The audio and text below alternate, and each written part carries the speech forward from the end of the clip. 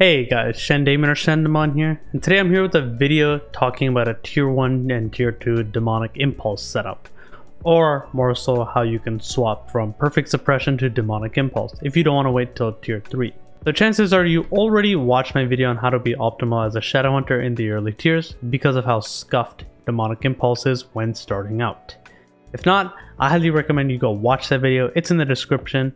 And I basically say that you should go to perfect suppression until you can get everything you need for a demonic impulse build. Now I will say, if you are already in tier 3 and you're watching this video, then this video is kind of irrelevant. But anyways, I'm going to briefly talk about what you actually need to make this build work, how it is based on my experience, and also some final notes.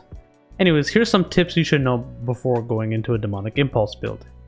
Currently, I have a specialization stat of 972, which was achieved using mostly high grade accessories, as well as the 10% specialization bonus on my pet. Honestly, I have tested this and I barely made it work, so please make sure to get specialization on literally every single accessory you can get. Preferably higher grade is better. Now we will talk about wealth runes. These runes increase the amount of gauge gained from skills. Honestly, if you don't have these as an impulse build, you will have a rough time. The easiest ones to get are from Tuki Island, which appears several times a day. It gives you the green wealth rune. The blue wealth rune is obtained from collecting 5 giant hearts, and you can get an easy purple wealth rune just by going to Lagoon Island. This island appears on certain days as shown in Procyon's compass.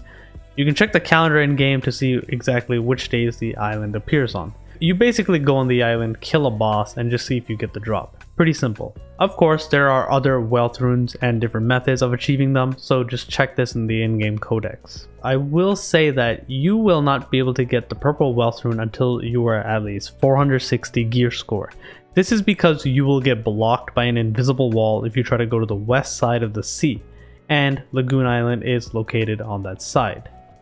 Currently, with these stats and runes, it takes me about 1 rotation to transform a Chaos Dungeon, which is pretty great and fun. Against bosses, it isn't ideal, but I managed to optimize it to about 1 full rotation and then 2 more skills after. There is some considerable downtime after my full rotation where I'm not doing anything, but I'm kind of perfectly fine with that, to be honest. I like to slot my best wealth rune on Demon Vision, since it generates the most and is also the least likely to get hit out of because it comes with Paralysis Super Armor. I slotted the second best one I had into Demonic Clone, and the third best one I had into Howl. For engravings, since this is tier 1 and tier 2 and you're probably not planning on staying long, your engravings will be kind of minimal.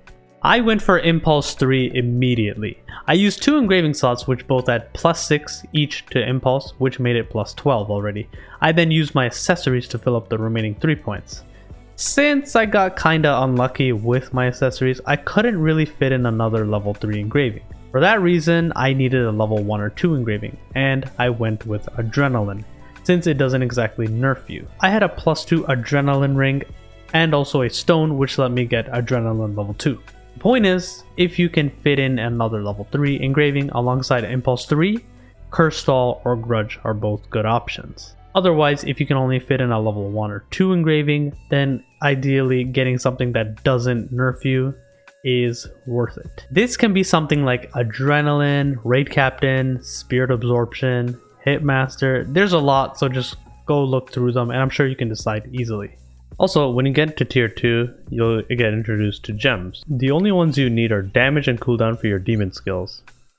Now, before I end the video off, I will just summarize and just add a few additional notes. The transition from tier 1 to tier 2 will slightly feel better due to higher stat caps on accessories, but still scuffed. So just less scuffed than before. If you really want to play this class in tier 1 and 2, please get the wealth runes. Trust me, they will make your life so much better and the class will feel really good to play with them on. And also get all specialization on your accessories, with crit as a good secondary stat on your necklace.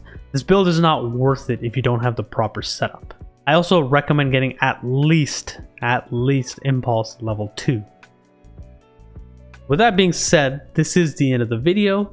If you found this helpful, consider dropping a sub, like, and clicking the bell. And also check out my Twitch channel. I stream this game very regularly. And also check out my Discord where I chill and have a bit more useful info about Shadowhunter. But anyways, peace!